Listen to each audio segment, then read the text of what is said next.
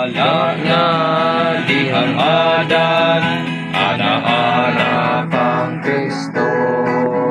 Ang daan na nga bago, langit ko ng tao, daygon ko siya, napamusyan, grasya niya nga tanan, ay ana-ana o kang Kristo. Pambalikan mo iso.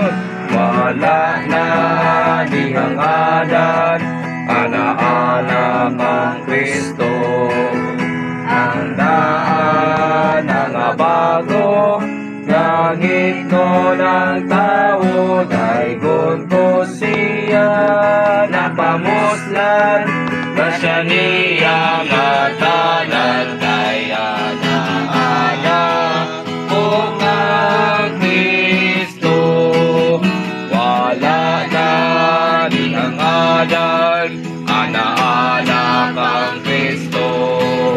Ang daan na nga bago, langit ko ng tao, daygon ko siya, napamuslan, grasya niya nga tanan, kay ana-ana o kang Kristo.